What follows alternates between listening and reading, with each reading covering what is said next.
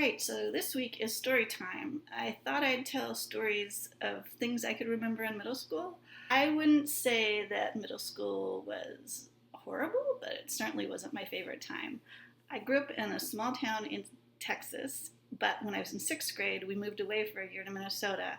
So by the time I came back to seventh grade, it was like I was a new student. So I kind of had that new student, don't know anybody else feel. And then I had glasses and braces on top of everything else. So I wasn't feeling real confident going into middle school. Texas is super, super hot. And somehow we didn't have air conditioning in middle school. And I think I didn't have air conditioning in elementary school. There was another middle school that got built that was a new middle school that everybody was, wanted to get to.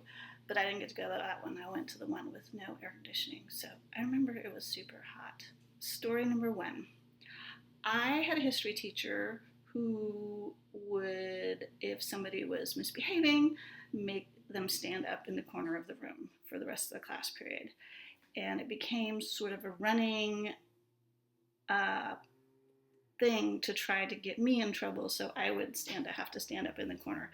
And I did not like getting in trouble. I like following rules, and I, want to be a good student, and all that boring stuff. But then it just kind of became a game for them to get me in trouble. I never did. I never stood up in the corner. Story number two. Even though I like following rules and wanted to do well in school, I also had a very strong opinions about things, I could say. And I don't remember what triggered it, but my science teacher, I think, gave me a grade that I totally didn't agree with, and I was so, so mad.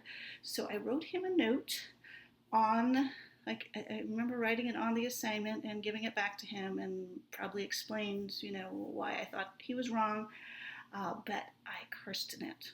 I wrote, damn, I was so mad. And then I got it back from him, and he circled damn, and I had spelled it wrong, just D-A-M. Oh my gosh, that was so embarrassing. But somehow I think he became one of my favorite teachers, so it all worked out. Story number three. I started playing the cello when I was in Minnesota because they had orchestra, but when I came back to Texas, we don't have orchestra, we have band. So there was no cello to play. So my parents got a cello for me, and they had to drive me to San Antonio, which is about half hour away, to take lessons and to play with the youth orchestra. So the very first time we're going to go to my very first lesson, we get there a little early, so we go by Dairy Queen to have a ice cream because it is super hot outside. And we get back in the car, go to lesson, take the cello out, and it's like this cello giant thing is just like in all these parts.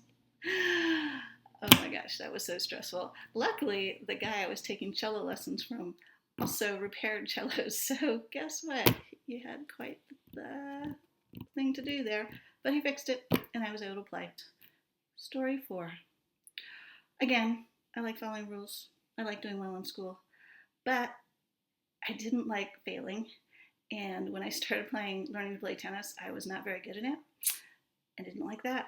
And I played with wooden rackets, because this is back in the day. I believe, if I recall correctly, I destroyed 2 wooden rackets on the ground. So my third racket was a head aluminum racket. I remember that. Had that racket for a long time. Didn't damage it. All right, that's all for my story time. Bye.